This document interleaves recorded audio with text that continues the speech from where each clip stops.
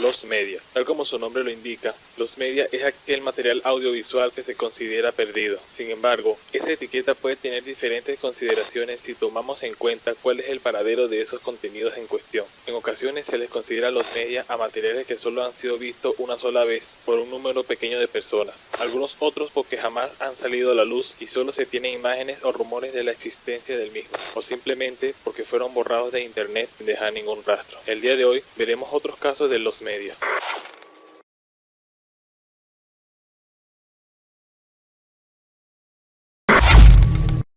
Antes de comenzar el video, quiero dar un espacio para el sponsor del día de hoy. El casino era y sigue siendo un lugar donde no solo puedes ganar buen dinero, sino también divertirte jugando, mostrarte y demostrar que eres el mejor. Especialmente si juegas como OneXBet. OneXBet es una empresa de apuestas con la mayor plataforma de casino y tragamonedas. La plataforma es la más fácil de usar, tanto para depositar como para retirar su dinero. No pierda la oportunidad de jugar en grande. Las personas que se registren ingresando con el link del comentario fijado y utilicen mi código promocional ERBO, ganarán un bono de bienvenida de un 130% en su primer depósito. Anuncio y ejecución de Mohammad Najibullah. Mohammad Najibullah fue el último presidente de la República Democrática de Afganistán, conocido coloquialmente como Afganistán Socialista y antiguo líder de la KGB afgana, cuyo gobierno abarcó entre 1987, cuando fue designado por la Unión Soviética, hasta 1992 cuando su gobierno y el país colapsa a manos de los muyahidines. Najibullah perdió la vida después de ser torturado, castrado y colgado en Kabul, el 26 de septiembre de 1996. El grupo que llevó a cabo el crimen daría un video a la población y a los medios internacionales mostrando los últimos momentos del expresidente afgano siendo secuestrado, torturado, castrado, asesinado y arrastrado por las calles junto a su hermano, apenas vivo después de torturas y gritando por su vida, mientras ambos cuerpos son finalmente colgados en unos postes de luz, mientras el grupo criminal se burlaba de los cuerpos poniendo billetes de $1, tabaco y botellas de licor. A pesar de ser transmitido a nivel internacional, el video completo desapareció tras la posterior invasión estadounidense en Afganistán. Solo unos fragmentos del video se encuentran en internet, tanto en YouTube como en Dailymotion.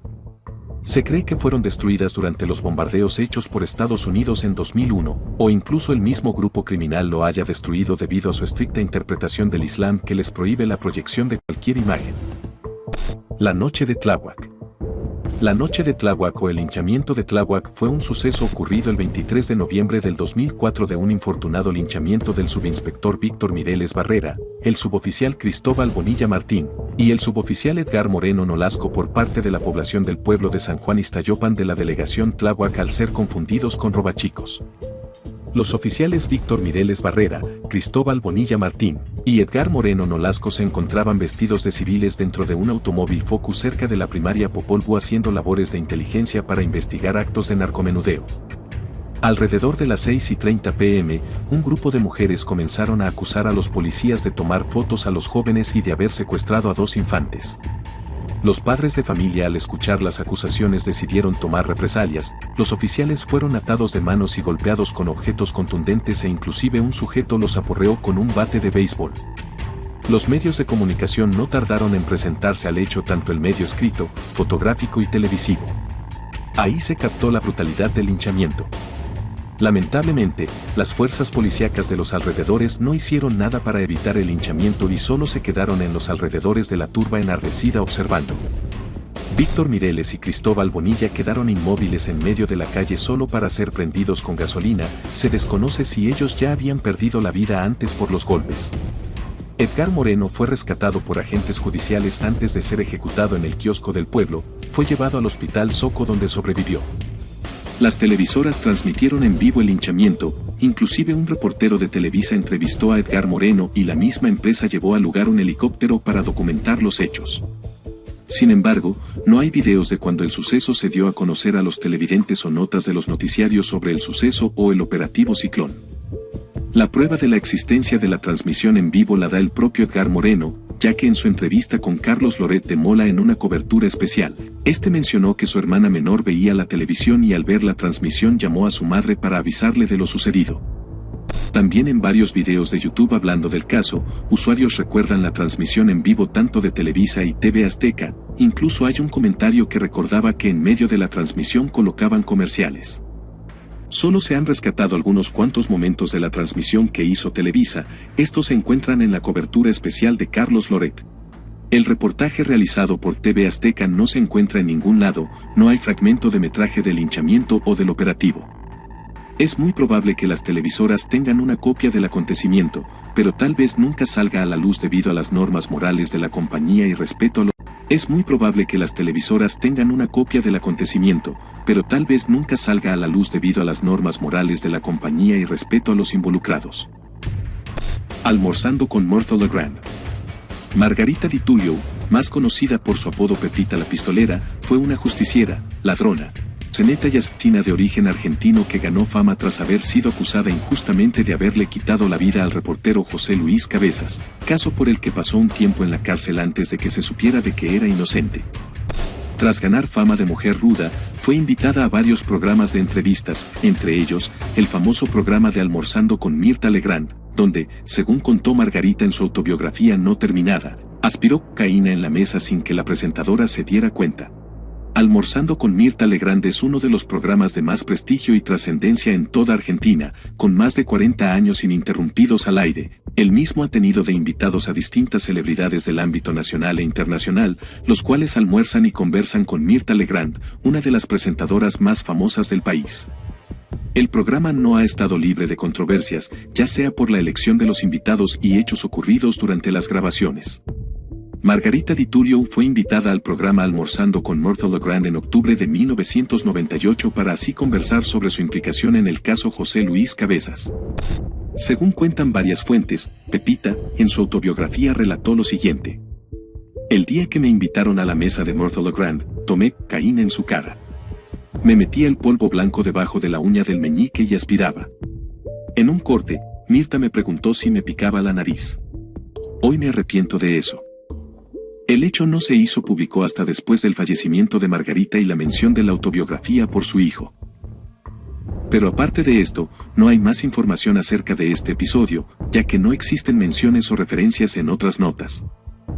El programa de Myrtle Legrand, a pesar de ser muy importante en la televisión argentina, ha sido resguardado de manera muy pobre, ocasionando que la enorme mayoría de sus episodios se hayan perdido parcial o completamente, en especial aquellos anteriores a la década de los 2010.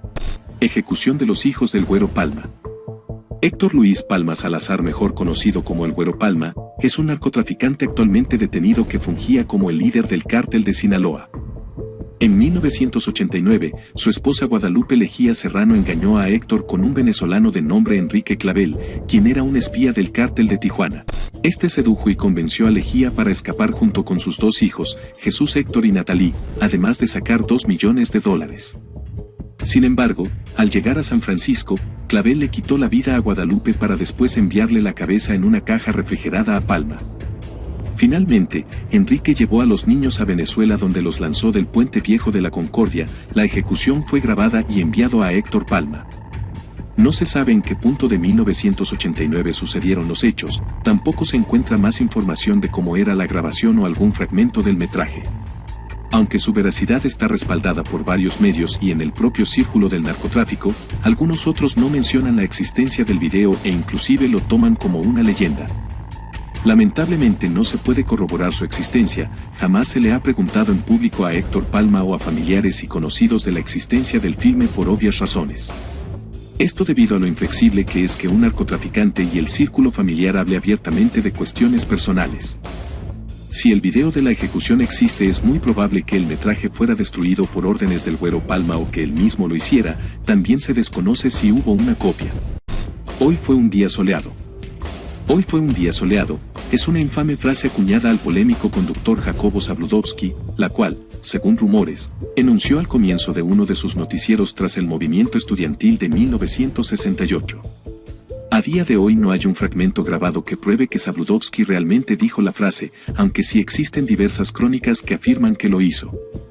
En México iniciaron diversas movilizaciones con el fin de obtener mejoras sociales. La más recordada fue el movimiento estudiantil de 1968, liderada no solo por estudiantes, sino también por profesores, trabajadores, amas de casa, entre otros. Ese mismo año, la Ciudad de México sería la sede de los Juegos Olímpicos de 1968, por lo que el gobierno de ese entonces quería mantener una imagen de estabilidad para el extranjero. Durante las manifestaciones del 2 de octubre, el gobierno de Díaz Ordaz mandó al ejército a disparar o atrapar a los estudiantes para, posteriormente, tenerlos como presos políticos. Muchas de estas personas desaparecieron o fueron torturadas en los días siguientes. El número total de víctimas sigue siendo desconocido, al igual que la identidad de muchos de los desaparecidos. A este cruel suceso se le conoce como la masacre de Tlatelolco. Se cuenta que, durante uno de sus noticieros posteriores al suceso, el polémico conductor y periodista Jacobo Zabludovsky inició su programa diciendo la frase, «Hoy fue un día soleado». Posiblemente en un intento de minimizar lo ocurrido, o como ejemplo del control que el gobierno tenía sobre la televisión y los medios de comunicación en general. Es desconocido en cuál noticiero en específico se dijo, aunque es probable que lo haya dicho en el noticiero vespertino transmitido a partir de las 6:45 p.m. en el Canal 4. Cabe resaltar que los sucesos de Tlatelolco comenzaron alrededor de las 6 p.m. y pararon a la medianoche, por lo que hace poco probable que Zabludovsky dijese la frase por un suceso que estaba pasando al mismo tiempo que el noticiero. Aún así, podría haberlo dicho en el programa del día siguiente. Cabe resaltar que a pesar del rumor, el mismo Jacobo Zabludovsky nunca negó o afirmó decir la frase. Hasta la fecha no se ha podido encontrar el metraje o audio. Las cintas del sótano. El 20 de abril de 1999, dos estudiantes de la escuela secundaria Columbine, Eric Harris y Dylan Klebold, fueron a su escuela y le quitaron la vida a 14 estudiantes, incluidos ellos mismos, y un maestro, e hirieron a muchos otros. El suceso fue apodado la masacre de Columbine y las implicaciones y el impacto del evento continúan siendo discutidos más de 2 décadas después. En diciembre de 1999, el periodista de la revista Times, Tim Roche, tuvo acceso a 5 cintas de video grabadas por los perpetradores que los investigadores habían descubierto, describiendo sus motivos y recitando una especie de lista de crímenes, entre otras cosas. Roche publicó un artículo para él sobre las cintas el 20 de diciembre poco después de verlas, llamándolas cintas del sótano. Poco después de la publicación del artículo, familiares furiosos del fallecido amenazaron con demandar al condado de Jefferson, considerando que ni siquiera a ellos se les había dado acceso a las grabaciones. Llegaron a un acuerdo, el condado de Jefferson revisó rápidamente las cintas y luego las guardó en una bóveda indefinidamente. En 2003, se publicó una grabación de 15 minutos de los perpetradores disparando en Rampart Range, y en 2004, un cortometraje que los dos habían creado para la escuela 5 meses antes de la masacre titulado Heman for Hire, de los cuales mucha gente sospechaba que eran 2 de las 5 cintas del sótano. En 2006, los tribunales le dijeron al sheriff de Jefferson County, Chad Menck, que ahora podía publicar el metraje restante si así lo deseaba, pero finalmente se negó a hacerlo, temiendo que algunos jóvenes con problemas pudieran inspirarse en las grabaciones. En cambio, publicó 949 páginas de documentos inéditos sobre el caso, incluidas transcripciones detalladas de todas las cintas del sótano, lo que confirma los rumores sobre las imágenes publicadas anteriormente. Varias fuentes que han visto las cintas, incluidos varios familiares del fallecido, afirman que la duración total de la grabación fue de aproximadamente 3 o 4 horas. Desde dicha proyección de 1999 con miembros de la familia, las cintas inéditas presumiblemente nunca han sido vistas por ningún miembro del público en general. Sin embargo, en febrero de 2015, surgió la noticia de que el sheriff Chad Menck del condado de Jefferson, Colorado, había aprobado la destrucción de las cintas inéditas en 2011. Cuando un desconocido presentó una solicitud de registros abiertos para ver las cintas inéditas, recibió un aviso de que la oficina del sheriff ya no tenía ningún documento en su poder que respondiera a su solicitud. Posteriormente, un portavoz de la oficina del sheriff confirmó que las cintas habían sido destruidas y que no se sabe que existan copias, lo que significa que las cintas se perderían para siempre si fueran ciertas. Los padres de los tiradores, así como muchas familias de las víctimas de los tiradores, apoyaron la supresión y destrucción de todas las cintas. Y bien, eso ha sido todo por el video del día de hoy. Si conoces algún caso similar, me gustaría que me lo hicieras saber en la caja de comentarios y puede que traiga otra parte. Me gustaría que pudieran apoyarme con un comentario, like y suscripción, ya que eso me motivaría a seguir trayendo más videos. Y bien, sin más nada que decir, me despido. Buenas noches.